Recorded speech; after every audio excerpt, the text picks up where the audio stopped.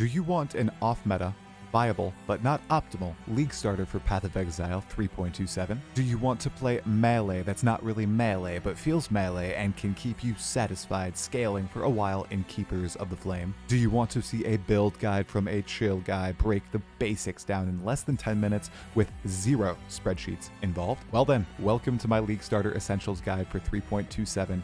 It's time for some Cleave of Rage Berserker. Chapters in description, alongside passive trees with some notes on gems and more. Subscribe for a week 1 League Starter build update and tons more PoE 1 and 2 content. Now, importantly, how does Cleave of Rage work? It's simple. You hit enemies with Cleave and generate rage. The more rage you have, the larger Cleave's area of effect is, leading to more monsters slaughtered, more breaches cleared, and more maps completed per hour.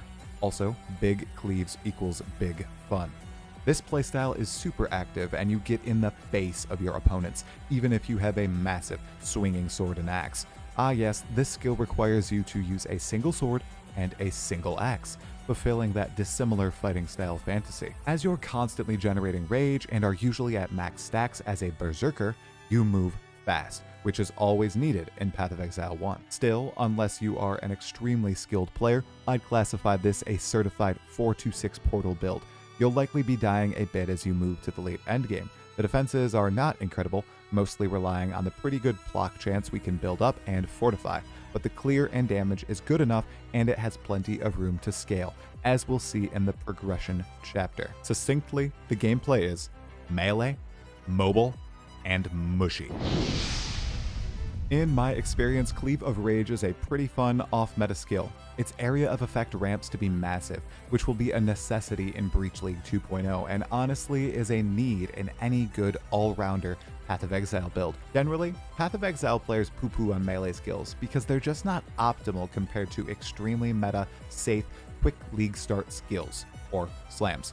They are 100% viable though, and it's often fun and challenging, and it feels a little smart to play something off meta if you're not chasing trends, seeking to dominate the trade market, or clear the game as soon as possible. Items you need will be readily available, not only because barely anyone else will be playing with them so they'll be cheap, but they'll be even cheaper and in greater supply because players will likely be instantly listing them on the new asynchronous trade market. There are a few core uniques for early Cleave of Rage progression, but they are all extremely common. Bloodline ascendancies are also coming this league, which you can mix and match with normal ascendancies, especially if there are nodes on your ascendancy that aren't great for your build. Well, just in case you don't want to engage with that, we have 8 excellent points to spend in the Berserker Ascendancy for Cleave of Rage. If a bloodline ends up slotting within this build, I'll let you know in the week 1 update video or on stream here on YouTube or Twitch. In short, Cleave of Rage Berserker is fun, off-meta, viable, and easy to gear. Leveling with Cleave is not advised. The best path is the classic melee leveling skill, Sunder. Use this at least until you can farm Cleave of Rage in the first labyrinth. If you would prefer not relying on randomly looting this in lab or needing to buy it off trade, you can continue leveling all the way to the epilogue with Sunder. By that point, there should be plenty of Cleave of Rage gems in trade, or you can easily, swiftly farm one. Then you can swap scales and trees from Sunder to Cleave of Rage. All the normal leveling progression applies here. Cap your elemental resistances, look for life on gear, search for good physical damage on axes and swords, and ensure you are at least 4 links on your main skill gem, whether it's Cleave of Rage or Sunder, ASAP. All this is very basic, and I'm keeping this guide quick, inspirational, and hopefully fun. Once you are in endgame, immediately search for a Rigwald's Savagery unique axe. This is an excellent unique for Cleave of Rage that should be quite cheap.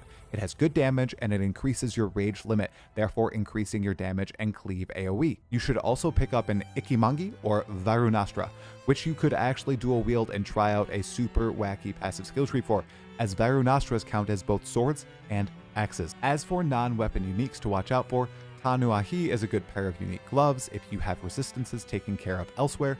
They boost damage bigly with Berserker. Then there's the Bear's Girdle unique belt, which gives an extra 10 maximum rage. Super fast. Level as Sunder into Cleave of Rage when you are ready. Do normal leveling stuff. Search for Rigwald's Savagery and Ikimangi or double Varunastras as soon as you enter endgame for an inexpensive damage boost. Anu Ahi and Bear's Girdle for easy, unique damage. My Atlas endgame strategy with Cleave of Rage is simple, mostly because I am simple. I'm mostly making it up as I go along, and I'm here to tell you that's okay.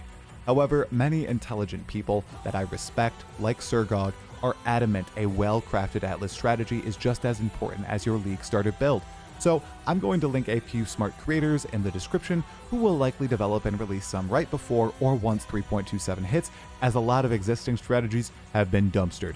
As for me, I'm probably going to be a simple farmer and just do Harvest for juice and basic crafting for myself, June for experience, and Eater of Worlds for the sweet chance at hitting the Divine Orb altar and getting that awesome dopamine. In a word, improv.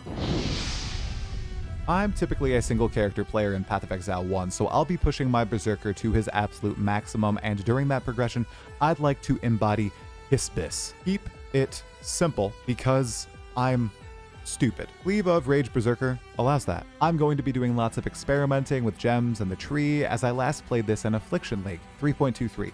There are a few different things you can push for aside from chasing better rare gear once you are getting or get your Void Stones from the pinnacles. First and most importantly, swap from Resolute Technique to Crit.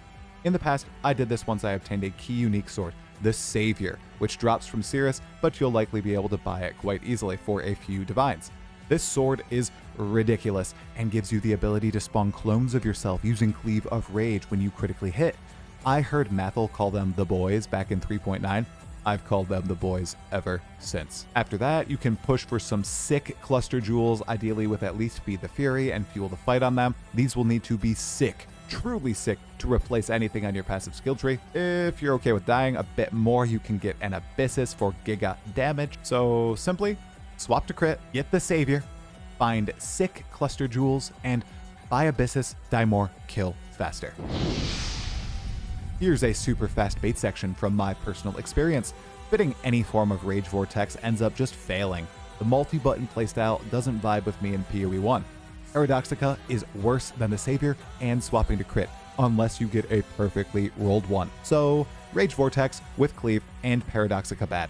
That's it for the bait. I hope you enjoyed that. Leave a comment, like, subscribe, watch streams, Patreon, and make sure to stay sane and have fun in 3.27. I know I will be trying to, even with Cleave of Rage Berserker.